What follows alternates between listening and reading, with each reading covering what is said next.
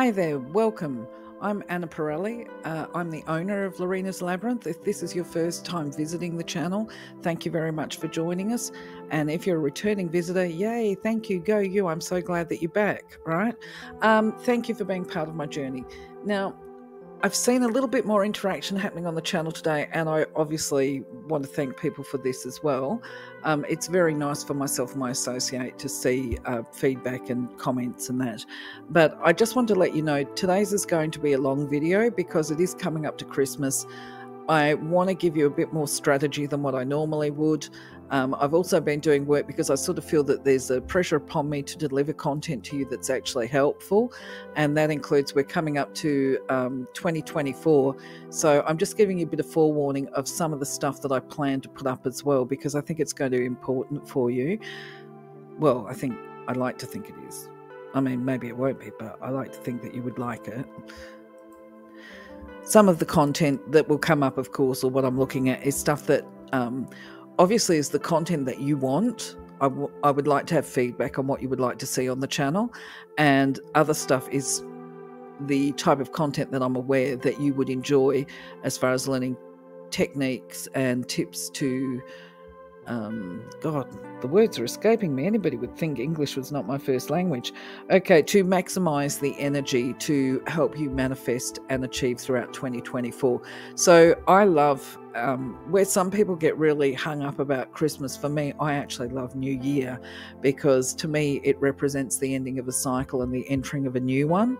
And so I love to provide energy there for the new cycle. But having said that, I still wish you all the very best for Christmas, you know, because Christmas is important. It's a nice time of the year for reconnection. But anyway, before I get caught up here, this is a long video, so I'll try not to get carried away on this slide. I'll go straight into it. So thank you for anyway for being part of this journey. Good to see you. So I've had a bit of an ego stroke again this week with a referral coming through, despite the fact that I'm not promoting any services. So I just want to acknowledge that with gratitude. Thank you very much. Also, as it's coming into the Yuletide time of the year, I thought it might be timely to remind people of the benefits of sincere gratitude. We all, each of us as individuals, we need some positive feedback from time to time, just simply as part of validating that what we do is appreciated and worthwhile. So a funny story in regard to that, I do love the work that my assistant provides to me here at the Labyrinth. Obviously, she's based in Italy. And when we talk about breakdown of communications, I think she's fabulous. So I'm continually saying, you know, what you do is fabulous, or I was. And then I thought she'd said, please don't keep complimenting me. That's how I interpreted this, because it probably looked a bit over the top, was what I was thinking. So I stopped giving some of this abundant positive feedback to her. So then we were having a verbal conversation, and she said to me, I need this feedback. It helps to motivate me, and it encourages me to put in more effort, you know. And I was like, oh, I thought you asked me to stop doing it. Yeah, because obviously language can be a bit of a problem sometimes. Actually, her English is brilliant. I'm talking about the written word. So anyway, obviously I had misunderstood her, so this was a timely reminder for me, and hopefully for you too, to remember to acknowledge those people around you that contribute to your life in positive ways. And remember just to say thank you. And, you know, it doesn't always have to be like, thank you when you're so amazing. It can simply be just acknowledging when good work is done. And the thing is too, if you're feeling underappreciated, then it's great to let those people around you know, in the same way that my colleague in Italy did. Let them know in a positive way. She wasn't offensive at all. We both had a good laugh about it. And so, yeah, I recommend everybody, you know, be a little bit assertive. Let people know when you're feeling a little underappreciated. I'll put up some strategies around gratitude in the new year in 2024 if this is a subject of interest for people. So speaking about Christmas, of course, not only is it about gifting, but it's also about receiving. So I sort of think we're coming up to, by the time you get this video out, that's going to be Christmas Eve. So it might be a little late in the day. If so, I apologise. But just a reminder that if we're givers, you know, those people that tend to give more, we're not always comfortable with receiving. And this was something that I had to learn. I was one of those, I would give invariably to everybody, give of time, give of gifts, just give. But when anybody tried to give to me, I'd be like, oh, no, I'm fine, thank you, And then somebody pointed it out to me, I think it was a teacher actually, who reminded me that it's to be able to receive in a gracious way is actually really important. So when we talk about the art of receiving, there's a couple of ways to look at this, right? So as I said, receiving can be difficult, and to some extent I still struggle with it sometimes. But there is a pleasure in gifting, okay? So to summarise it, when we gift to people and we know that that gift is received well, that the gift is appreciated, it makes us feel good on the inside. It gives us a little bit of pleasure to know that somebody is happy. It's a feel good. It gives us a warm buzz. So the wisdom that was given to me was that if I deny or refuse gifts that are offered to me, then I'm denying a person an opportunity to feel good as well, which can be a little bit selfish. So this was how I learned to change my, I suppose, level of independence, if you like, or this instantaneous knee-jerk reaction of, oh, no, thank you, I'm fine.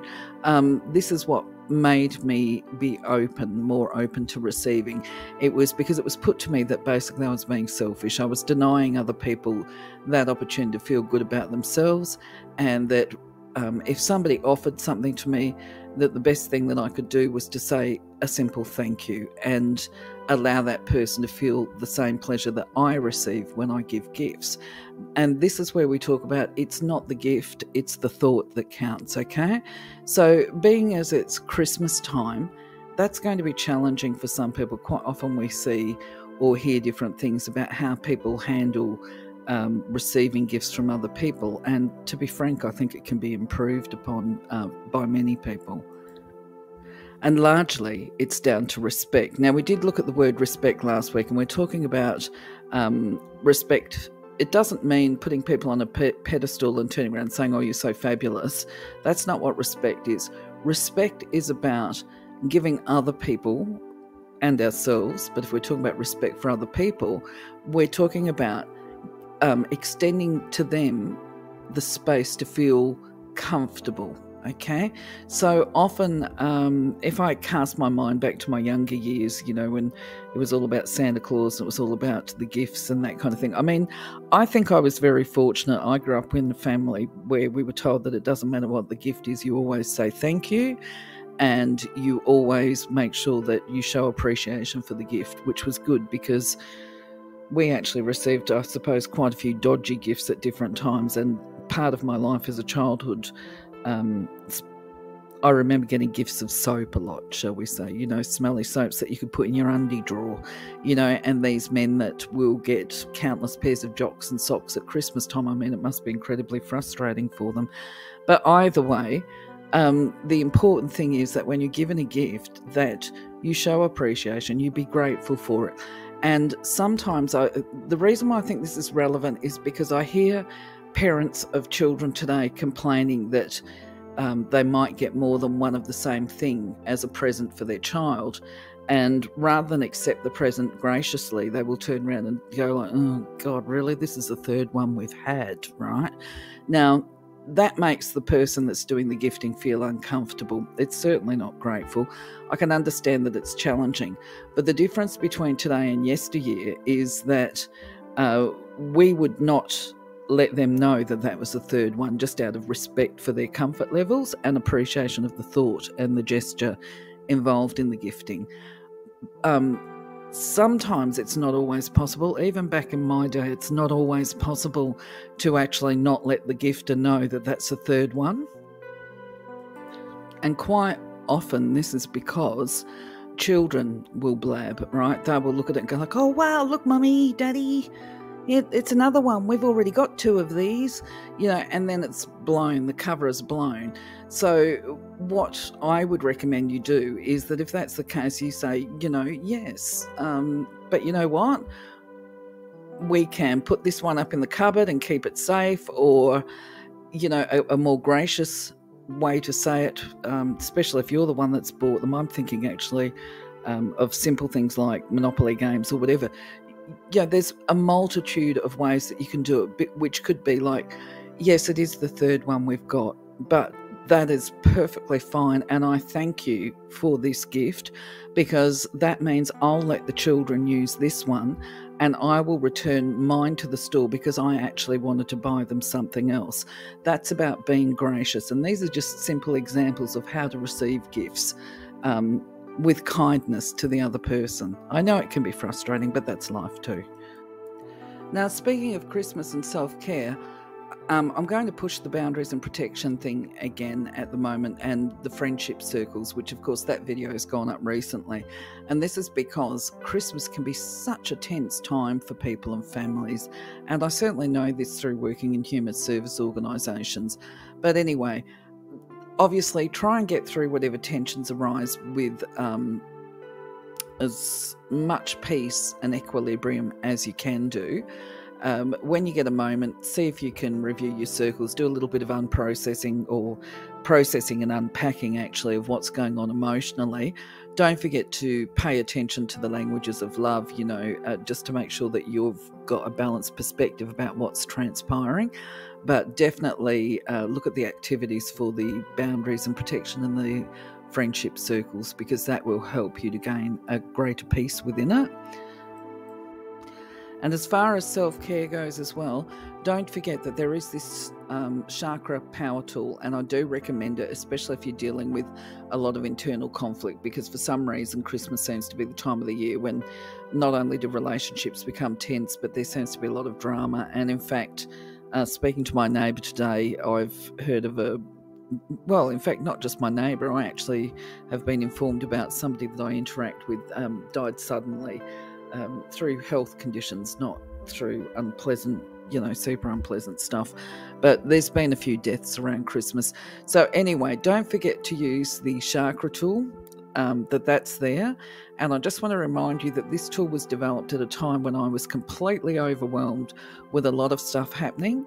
And the feedback, I shared it with people for a number of years. And what stays in my brain is that I shared it with a lady who was living in one of the countries just after the Bosnia-Serbia conflict.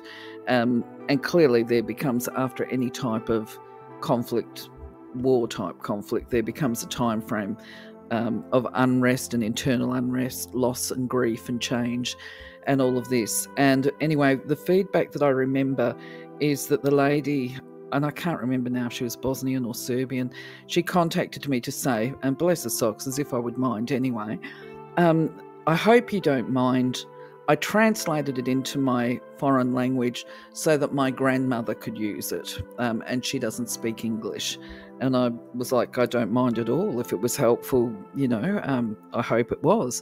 And I asked her, was it helpful? And she said, yes, it was. The grandmother had actually said that she wished that she had found this tool many years ago. So I just want to remind you, there is value in this tool. It will help you to address any of the challenges and to help you refocus back on the positive and to get your life back in order if you're dealing with a lot of turmoil. So I've uploaded another strategy this week for self-healing, and this is about the inner sanctuary and creating that safe and sacred place and space for yourself. While I do, or I have done it in the past, I don't deliver meditation at the moment. I did deliver this as a creative visualization within a meditation type group.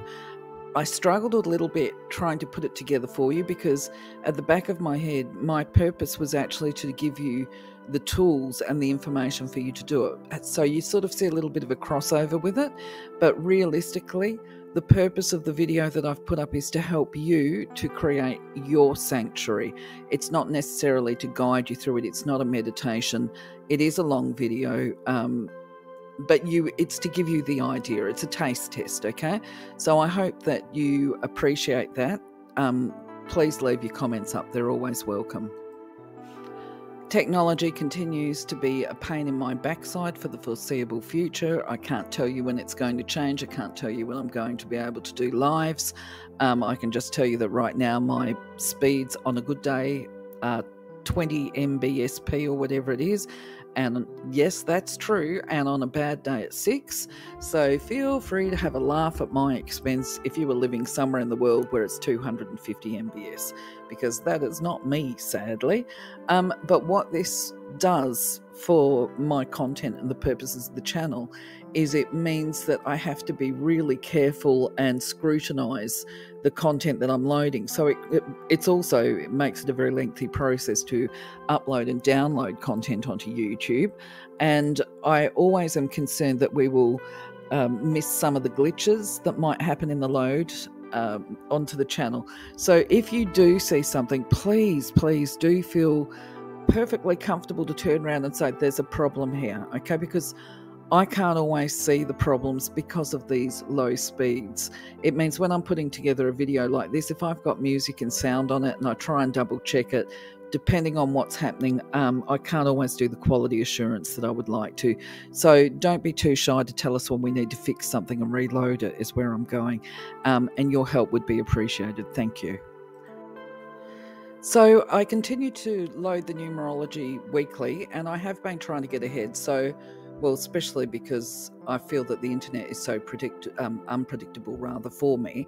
I've been trying to get ahead and schedule content. So this week I've been working on number 7, and this turned out to be really very fascinating for me, and potentially not for the reasons you think, because there was a lot of very famous people and a few interesting stories, and there seems to be an abundance of artists and actors with a ruling 7. But wait until we get to the master numbers. I feel there's some exciting stuff that we're going to be looking at there, and people that you can relate to as well. So anyway, what else have I got to tell you here? If time prevails, and only if time prevails, I will try and put the personal year forecasts up for 2024, at least in the first weeks of January, if not before, okay? If that sounds a little confusing to you, it'll make sense when I do it, all right? So I had so many interesting people with a ruling 7 as far as famous people go for the video that's going up tomorrow, that I ended up putting Leonardo Di Caprio onto this one. I thought he was pretty interesting until I saw the other ones, but either way. Leo does have an interesting birth chart, because we can see here, obviously he's got the ruling number of a 25-7, and when you see the content of what a 25-7 means, you'll see that it does actually relate to him. But what is really interesting, I feel, in regard to his chart, and this is once again content that we haven't talked about, is what are the implications of having missing numbers on the birth chart. And we can see here when we look at his birth chart, he doesn't have any 2s, 3s, 5s, 6s or 8s. He's only got 4 of 9 numbers on his charts. So that's going to have additional meaning. He's also got 2 of the arrows. One, of course, is the arrow of hypersensitivity, which would mean that he gets his feelings hurt quite easily. He'd be very sensitive. And this one, for a young person, when children have got an arrow of hypersensitivity, it can lend itself to them feeling misunderstood and lonely, and they can even appear to be emotionally detached. So they would need to have a lot of support around addressing this sensitivity. One of the things that I thought was worth mentioning here within his chart is because there is a caution here for him around vanity, of all things.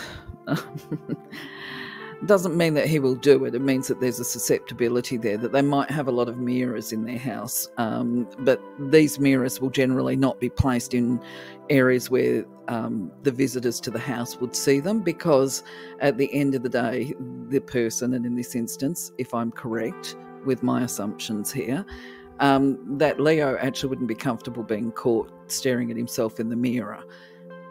But the reality is it can be a bit of a trap with his numerology and his chart. I'm not going to talk too much about it. He would be encouraged to direct his gaze from the beauty of himself and the people around him into the beauty of life, and to seek to express beauty, which this is what he does do a lot of the time anyway.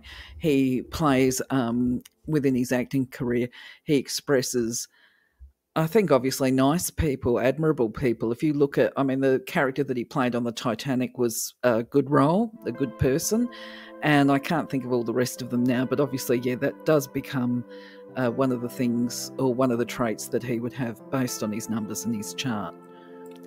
He also has the arrow of practicality here as well.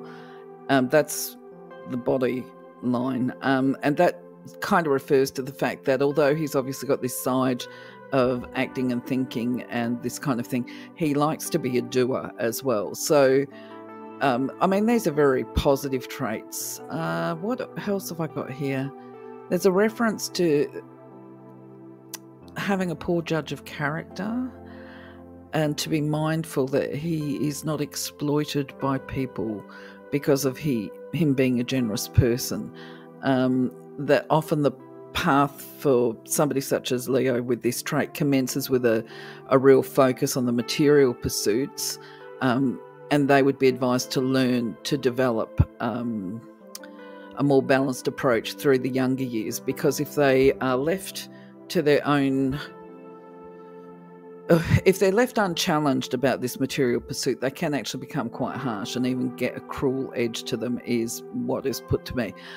But I have to reiterate, just because it's here on the charts, this is a snapshot. This is not the full picture, and anything that is negative isn't necessarily in concrete, is where I'm going. So obviously I'm continuing to do the art reels with the, whatever they call it, AI, artificial intelligence, because I enjoy it and because it's fun. This one here is a nasturtium fairy. And what I wanted to just say to you is, one, we're loading these on a Tuesday. I'm going to continue to do this through 2024, have Tuesday art, if you like.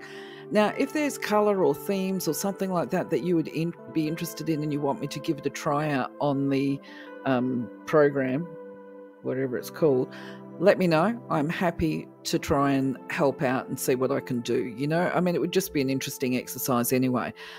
Quotes, I continue to try and find good quotes and to create nice images to go with the quotes, or to find pleasurable ones. Now, if you have a preference, say, for a particular philosopher or a style of quote, once again, let me know. I will attempt to accommodate your requests.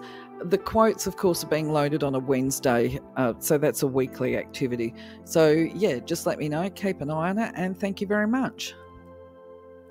So let's talk about universal law for a moment, because I'm continuing to upload those daily as well for your benefit or for your discussion, reflection, whatever. And also, by the way, it's a very interesting activity for me to have a reflection upon these things too. I'm going to share a little story with you in a moment, because I was reminded of it when I was doing the content for one of the spiritual laws. It was actually the economy of force. And oh my God, I had a memory come back, and yeah, you will laugh about it. But either way, in regard to the content for the universal laws that I'm putting up, if you haven't realised it yet, and I'm not sure if I've told you before, the first part of these laws I've used AI, right? The voices for AI. And this is because, to be quite frank, I can't be bothered re-recording the explanation for every single law that I load, and I have to take into account, from my perspective, that anybody may visit the channel, and each law that they tap on, that might be the first one that they've actually seen, so they need to have the background for each law. So I thought, you know what, it's just easier to do AI. So that's what I've done. And then when it goes into the actual content of the law, I put the name of the law up with AI, and then I put the description of the law, the content, and then I unpack it individually, you know, much as the way that I'm doing this video now. I talk to the content that I've uploaded that's got the AI on it. So that's the process there.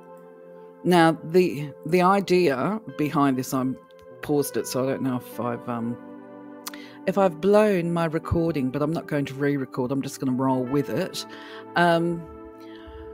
The idea also is that whatever thoughts, opinions, beliefs I might put up, they may not resonate with you. They might not feel true. You might have a different idea. You might have a different value. You might think differently to me. And I encourage you to put up your views and perceptions of the law, even if it's in contrast to what I put up, because it's through an open dialogue and discourse that we actually can grow each other and expand our own levels of knowledge, and in the process expand our levels of light, if we want to look at it that way. I did notice, and I can't remember if I mentioned it last week, that somebody had put up links. I think I might actually change the settings so people can't put links up, because it looks a little bit sus. And those links were fine, but just in case there ends up being spams or viruses or that kind of stuff, I think I'll change the settings that people can't put the links up. So just letting you know there. Also, I wanted to acknowledge that the document that you find that I've referred to, where I've put these up, I look at these now, and because I'm not channeling when I'm reflecting on these laws, I do also wonder where my own head was at all those years ago. And, you know, sometimes I think, did I really type this up? Was I really channeling? Was I any good at channeling? Because I look at some of this stuff now and I can honestly say it almost makes my brain go gaga. But anyway, I think just look at the universal laws as an activity. You know, just a tool for thinking about, but not to reach any grand conclusions with, just a discussion topic. I'd be interested to know what you think about that too. Let me know. Leave a comment. If you want me to change how I'm doing things, let me know. I'll give it consideration. So let's talk about universal law for a moment, because I'm continuing to upload those daily as well for your benefit or for your discussion, reflection, whatever.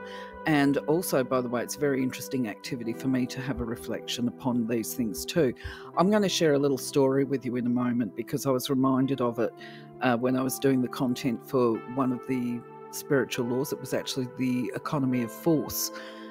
And oh my God, I had a memory come back, and yeah, you will laugh about it. But either way, in regard to the content for the universal laws that I'm putting up, if you haven't realised it yet, and I'm not sure if I've told you before, the first part of these laws I've used AI, right? The voices for AI.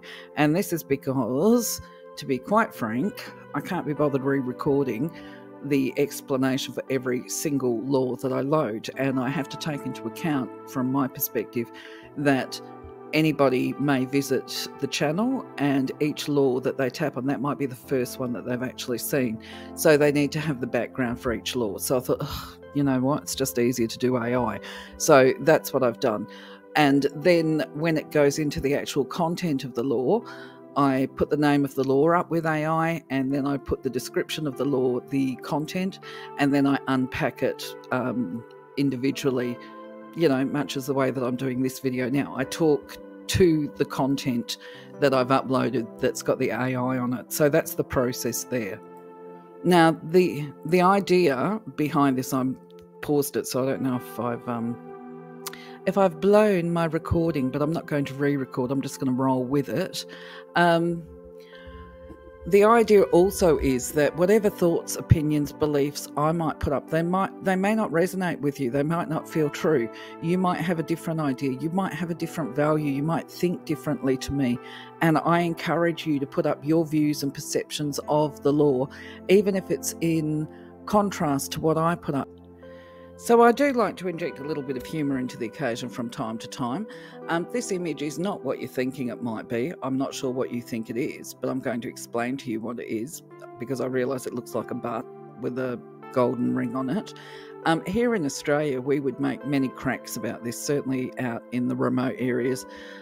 They would probably say, oh yeah, it's a burning ring of fire. Well, in some ways it actually is, but not with the Australian interpretation of it, because generally in Australia it means that somebody's got a sore anus, for want of a better description, and that's not what we're trying to convey here. The reason why I've put this image up is because I was doing the content for the universal law on the economy of force, and I was reminded that, you know, sometimes when we try and force things, it can be very painful.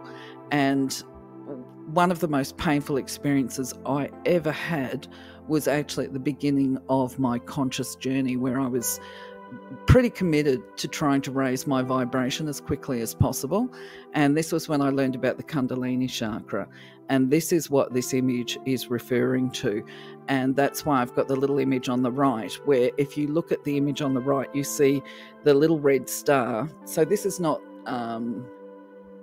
many people may not have seen the chakras represented this way. This is just one way that the chakras are depicted via images, okay? But if we look at that little red star at the base of the person's spine, that is the red chakra. They're referring to the base chakra there. And just above that, you've got a little triangle, and within that little triangle, you've got a swirling circle. That swirling circle is the Kundalini Chakra, which is what's got the arrow pointing at it. And it sits... I'm just looking at this and working out. I actually hadn't realised this before when I looked at the image. They have depicted the orange chakra or the sacral chakra as a triangle here. And within the orange chakra sits the Kundalini Chakra. Well, yes and no, okay? From where I sit in my understanding of it. The Kundalini Chakra sits outside of the orange chakra, but it's within that region. But either way, the relevance of this, and this is the funny story, this is the be careful what you ask for because it might come true. I had, I just need to acknowledge that the image on the right is from Wikipedia and apparently in the public domain, so it doesn't have any copyright, which is why I'm using it. Right.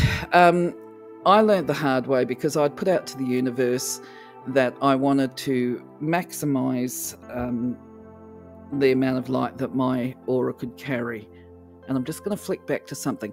If you were to put your fingers about 2 centimetres or 2 finger widths above your anus, that's pretty well where the Kundalini Chakra sits. Okay, so it is on the back of your butt, but it's not your anus. Okay, anyway, I had put it out there to the universe that I wanted to maximise my growth really quickly. I was living in a remote area, and frankly, I wouldn't have thought that there were so many spiritual people living in this town in the middle of nowhere, but there was a lot more than I gave credit for. I'm going to speak fast because I'm going to try and fly through it. Anyway, the story goes that a lady came up from the city to this tiny little outback town, and she was promoted before she arrived as being a healer that used the crystal bowls. Now, I knew nothing about this kind of stuff. I just knew that I felt that it was somewhere that I needed to go and that I was being guided and directed to it. Now, I'll stand by all of that as well because I actually feel that this pain that I got was directly a response to a request that I'd made of my guides. So anyway, I've turned up early to, you may as well say, it's the equivalent of a psychic circle, I guess, except that there was no leader of the group or whatever. It was just a bunch of people would get together. But on this particular night, because there was a crystal healer in town, there ended up being a lot more people than were normally there. You might normally only get between, say, 6 and 10. But this particular night, there was about 19 or 20. And even though I'd got there early, I was actually one of the last ones to get there. So the circle was already sitting. Everybody was just waiting for it to kick off. And the last space in the circle was right next to the lady with the bowls. Now, this is important, actually, from the perspective of my agony, okay? So what happened is she started doing the session, and if we talk about the healing power of energy, look, I'm not even going to try and put explanation into this. I'm just going to tell you what happened, right? So it kicked off. I think she did a bit of drumming, if recollection is right, first, and then she picked up her crystal bowls. And if you know anything about bowls, it's like running your finger around the glass. Everybody's family has done. I'm pretty sure everybody's dad has done it at Christmas, where they spit their finger or dip their finger into the drink, and then they run their finger around the rim of the glass, and it makes this real sound. Well, anyway, when you're doing it with a crystal ball, that sound is far more intense, and it goes up and down. It vibrates. It literally vibrates. Now, because I was sitting next to the lady, it was vibrating right to that spot where the ring is, okay, which I now know to be the Kundalini Chakra. And I can honestly say it was agonizing. And I know what agony feels like in as far as that particular area goes, because I had broken my tailbone, probably when I was about 18. So you'd be looking, actually, I think I might have been 17. So you could pretty well say it was almost 20 years earlier I'd broken the tailbone. Now, I knew the agony of it because although it had healed, when I was pregnant with my first child, it played up. It used to play up intermittently and I would feel pain from it. But I understand, and this is a bit graphic, that after the birth of my first child, that the tailbone was most likely rebroken and reset itself through the process of delivery. Isn't that something to look forward to? I didn't feel it, just so you know. I was probably in too much pain everywhere else to feel my tailbone at that time. But either way, when I'm sitting in this circle, it was like every time the pitch went up on the bowl, that the pain in, I'll say it, my backside was just agonizing and excruciating. And I felt like I couldn't get up and leave the circle because it would disrupt everybody else that was, obviously having a really good time. So where I had started this circle activity in the position of this person on the right, hands up, doing the whole thing, I was in agony and I had to take the pressure off my backside. And so then I started stretching out. In the end, I was lying across the floor. I was perspiring. I had cold sweat on my brow. And I thought, I'm just going to have to crawl out the room on all fours so I don't disturb everybody. But anyway, unbeknownst to me, because I think I was praying like nobody's business, please, please make a stop, make a stop. And finally the lady stopped, and she did not look happy with me, I've got to say. And she said to me, did you not like it? Because she's human too. You know what I mean? Like, it's kind of an insult to have somebody doing what I was doing, all this shuffling around. She didn't know consciously why I was doing the shuffling. And she said to me, did you not like that? Right? And of course, everybody's trying to mob her to go, well, that was amazing. It was fabulous. It was the best thing I've ever had happen in my life. Whereas me, I looked at her and I said, look, I am so sorry. I said, it was excruciatingly painful. I said, and I didn't feel I could leave. I said, but I was so worried. I didn't want to offend you and I didn't want to offend people in the group and this kind of thing. Anyway, her jaw dropped and she said to me, come and see me tomorrow, please. All right, because she didn't have time to talk to me. I went and I saw her. She said, you should have told me about the pain. She said, you should have interrupted. She said, that was your Kundalini Chakra. She said, we have forced it open. Talk about economy of force. This is why I'm referring to this. We have forced this open before you were ready to open it, right? And that's why it caused me as much pain as it did. Now, to put this into perspective for you, because I know there's going to be people that do teaching and do healing, and they'll be going, well, rubbish, that doesn't happen. It does happen, okay?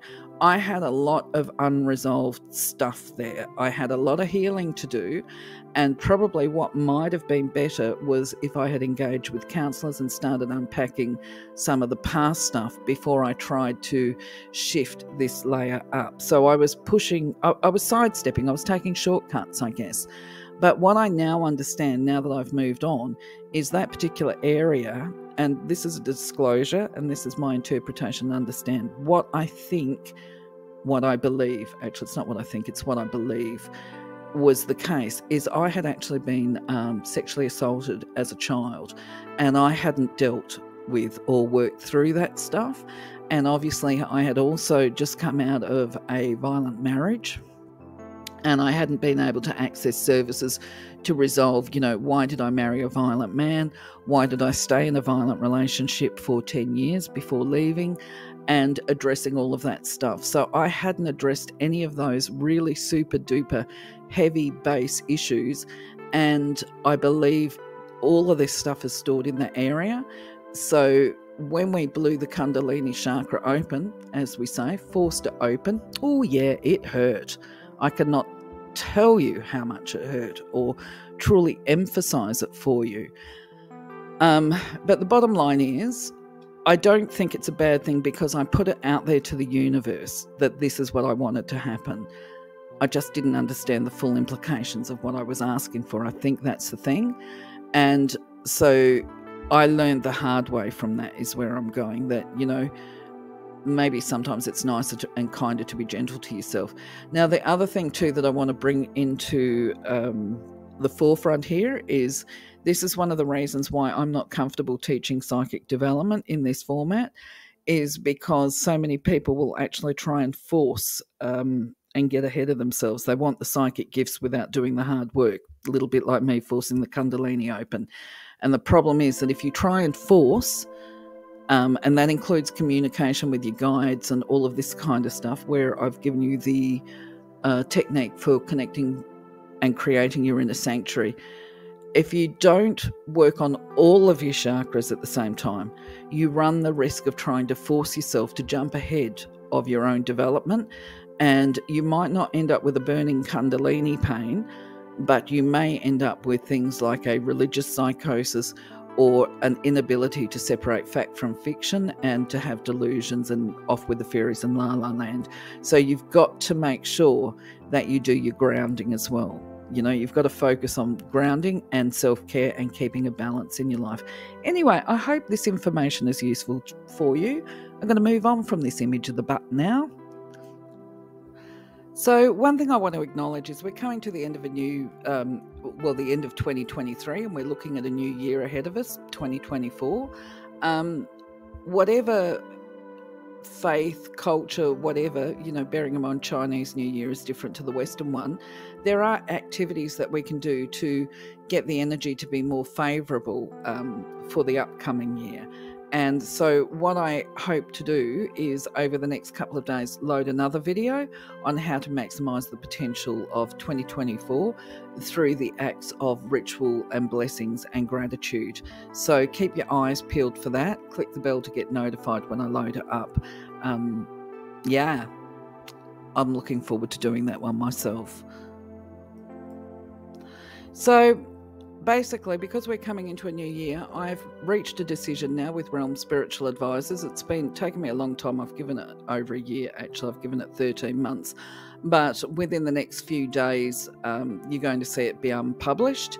It cost me too much money. I've been paying money to have it sit there. It hasn't obviously generated any income for me. It also hasn't really generated any real enthusiasm or interest from either potential customers or potential workers on a platform. Not to mention I've had nothing but problems actually with technical development and all of that kind of stuff. So I've just concluded it's either not meant to happen, full stop, or it's not meant to happen right now. I do have some regrets with pulling it, but I would like to say and acknowledge too that I did meet some really, truly amazing people through this process. And I also learned a real lot about boundaries and so forth, some timely reminders. So overall, I can find positive within this experience. But at the same time, I feel a bit sad because I was very hopeful about it, and that it might lead somewhere. It was designed, the original concept was that it would be helpful for many people throughout the world, you know, who are struggling with difficulties.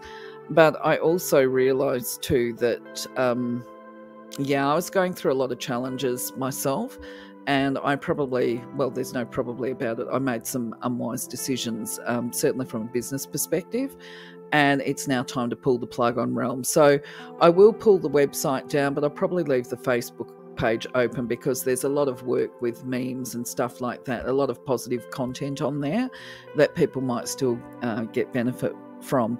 So if you enjoyed it, I'm sorry to let you down. It's just reached that time where it needs to go, and I'm going to put more of my energy back into the labyrinth.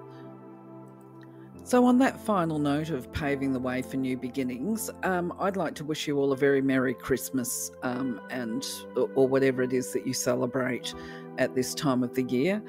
And I wish you very well. I wanted to put up something Christmassy on this slide, but you know what? The ones that I was finding, they're all icy white Christmases. And obviously I live in Perth, Western Australia, and there's Buckley's chance of getting a snowstorm here. We're living with about 36 degrees at the moment, so it's the heat of summer. So also the other thing I struggled with, I thought, look, I can't even get a video of Perth City, which is where I live, with Christmas decorations up and looking all sparkly and pretty. So you know what I've done is I've actually just got a little video of what is one of the main streets in town. It's a city, a small city compared to what we've got throughout the world, just to sort of show the area where I live. And I've put in a little image of a kangaroo there because I love the bush. I've gone for a few Christmassy colours. We've got a green light there, just in case people are interested. That little building right at the back that you can see, that's got the triangle top on the top of it and an antenna. I actually worked in that building when I was about 21. After I returned from England, I'd been working in the UK for a little while, and then I came home and I got a job with a newspaper, and that building had just been completed. That was a long time ago now. But anyway, that's where I am. This is where I will be for Christmas. My family's on the other side of the country, so unfortunately I'm not doing Christmas with family this year. Such is life. I will just dedicate myself to doing some content for the channel. I may decide to go to the beach. I'm just going to play it cool. I may even... No, I'm not ready to go on and offer readings yet. Anyway, just so that you guys know, I want to remind you, please take care of yourselves. Be safe. Remember, there's some nutters out there on the roads at this time of the year. Wrap your car, if you've got to travel, wrap your vehicle in a blue bubble of protection and give thanks to the universe for keeping you safe during your travels. In the meantime, sending you much joy, peace, love, harmony, all the goodwill in the world from the bottom of my heart. And I say thank you very much for being part of my journey. Be blessed, stay safe, take care. Merry Christmas, dear ones. Bye-bye for now.